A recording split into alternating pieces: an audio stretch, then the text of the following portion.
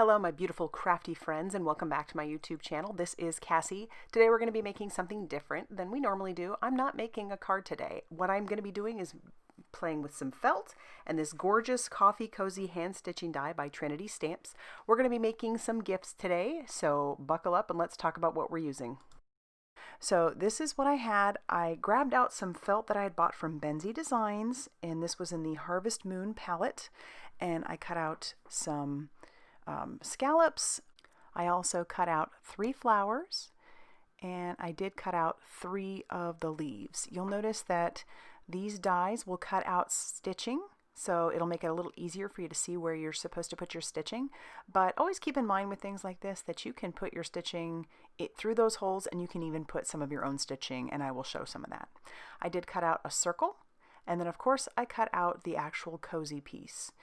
And I went crazy making things. So I'm going to show you a little bit about how to do it. You don't need to be some sort of a sewing pro to do something like this, and it's super fun to just kind of sit in front of the TV or wherever you are, and you can just stitch these up very quickly if you just cut out a bunch of the different pieces. I highly suggest when you get your pieces cut out, you will pin them in place. So I'm pinning my circle where I want it, basically sort of in the center of my cozy, and so I'm just taking a straight pin and I'm just pinning that in place. It doesn't have to be perfect, it just needs to be down there.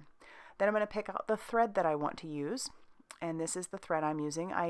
When I bought the Benzie Designs felt, I bought the Harvest Moon felt, and I also bought the Harvest Moon floss.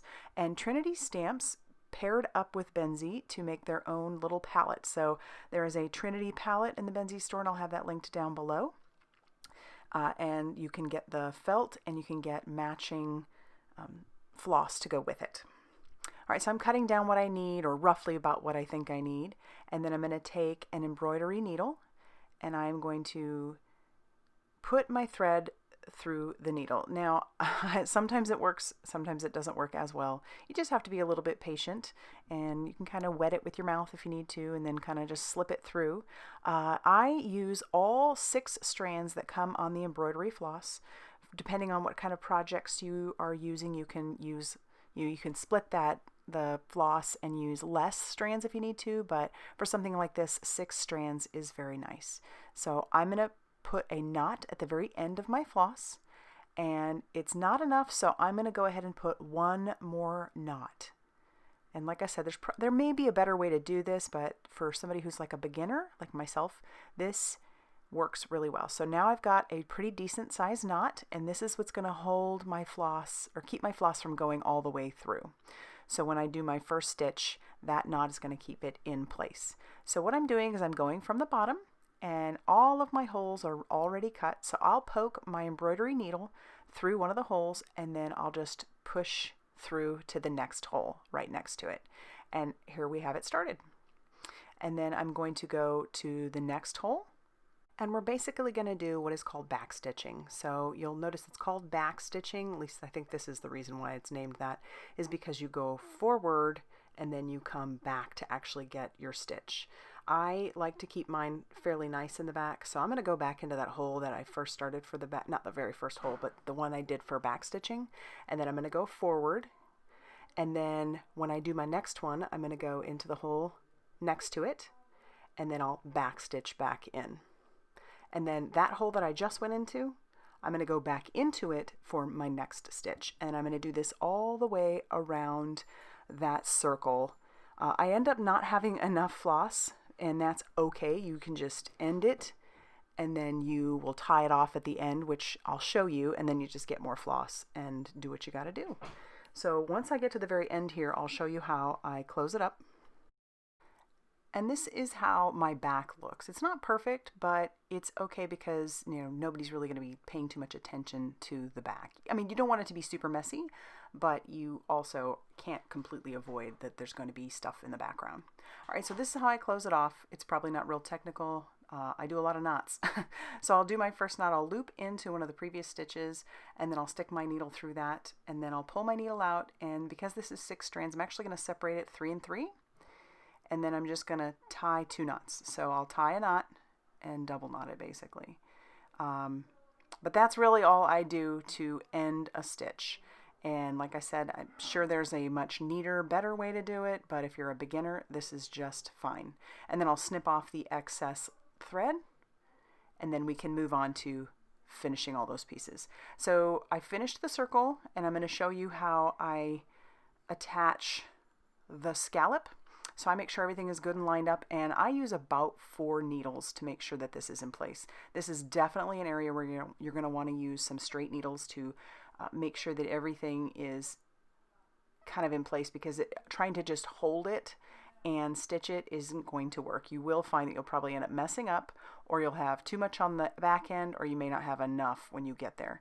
So I'm going to go through that same process all over again, going through all those stitches, back stitching, and I will have both of those scalloped edges attached top and bottom to my cozy.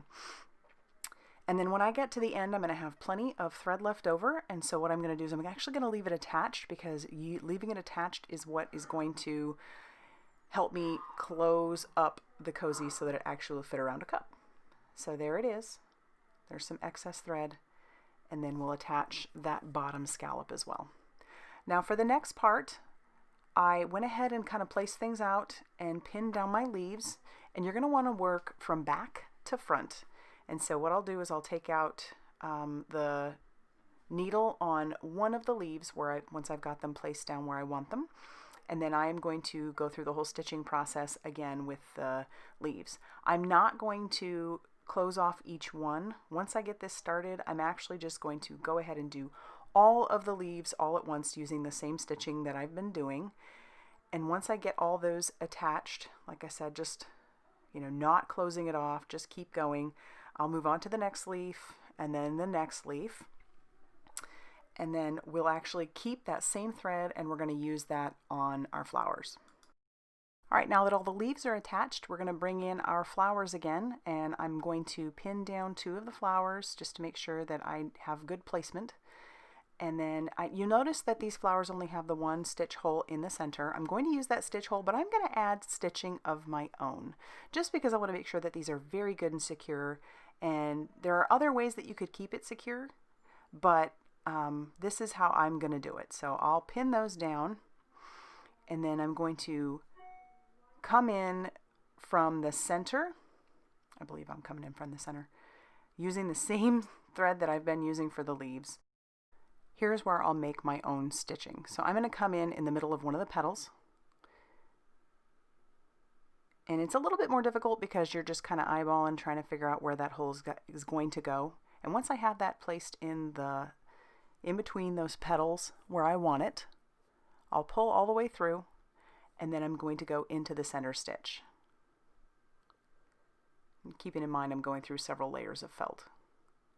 And then I'm going to skip every other petal, and I'm going to do the same thing. So I'll end up with 4 stitches that will keep my flower in place. And I will do that for all 3 of those flowers. All right, here's where I want to bring in an extra embellishment. You'll notice I put some little buttons up at the top. And so using that exact same thread that I've been using this whole time, I'm going to attach a button down to the center of each of those flowers. So what I'll do is I'm actually going to go into the center of one of the flowers, put it through the first hole of the button, then put that through the second hole of the button, and go right down through the center again. And that is going to place my button. And I'll do that for all 3. Super, super easy way to add a little bit extra to your little cozy. And there you have all 3 attached to our cozy. And I just think this is so stinking cute. Now the next step is to cut holes on the straight edge. And you'll do that with this die that you see here. Cutting those holes is going to put your stitching holes in. So run that through your die cutting machine. You don't have to run the whole thing through, just that die. And then I'm going to poke all the little holes through using a paper piercer or a piercing tool, and this way I'll be able to see those holes a little bit better. And using the leftover red thread that I had from attaching my scallops, I'm now going to attach my cozy to the other side. I do suggest using pins, straight pins, to connect it. I didn't. It didn't end up being too much of a problem, but this way you don't have to keep reattaching or refocusing, if you know what I'm talking about. And there is the cozy all finished up. I think that's so fun. I did want to show you another way that you can attach pieces without necessarily having to stitch everything. I do have this cozy ready to go. I did stitch some scallops and a circle, but I have an M. As you notice, that M comes from the Marshmallow alphabet die. And then I cut out the flower piece and the 2 leaves, and I have another one of those little buttons. And what I'm going to use is a glue gun. I'm going to use this mini hot glue gun with a precision tip. This I found actually makes it a little easier to get the amount of glue that I need and not burn myself as easily as I do with my other glue gun. So I really like this precision tip on here. And I'm just going to put that all over the back of the M. Trying not to go too thick with my glue. The reason for that is it'll make it really stiff, and I don't want it to be really, really stiff. But this glue will hold pretty nicely to this felt and keep everything exactly where it needs to go. Once I have enough glue on that back, now I'm going to attach it down to my circle. And then we're going to place our leaves and our flower on there as well, just to kind of take a look at where I want those. But that M is down. That M stands for Mattingly. This is for my daughter. Thankfully, she's too busy with school to watch any of my videos, so she won't know this is coming. But again, you're going to have to work from back to front, which is why I started with the M. And then we're going to attach down our leaves using that same glue. No, I don't want to add too much because I do want to add the button, and you can add the button with the glue, but I want to make sure that it stays on, so I'm going to embroider that on as well. And Miles is coming to say hello. Of course he's coming now while I have a hot glue gun out. Danger is his middle name, I suppose. And I didn't, like I said, didn't want to make that glue too thick because I am going to have to go through that with an embroidery needle to attach my button. And I'll just use some of the blue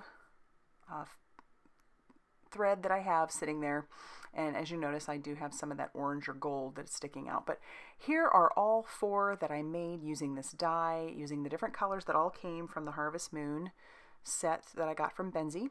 But isn't this fun? You can make so many fun little gifts. They don't take hardly any time, and they fit perfectly on these little Starbucks cups. I'll have those linked down below if you want to get some. This is the holiday one, but they also have plain white ones. I have some white ones coming in the mail, but I love this. How fun would this be to give as a gift to any of your friends? And it's handmade. Who doesn't love a little handmade? So if you liked this video, please hit that like button and be sure to subscribe if you haven't already done so. And as always, thanks so much for stopping by, and I will see you very soon in another video. Bye, everybody.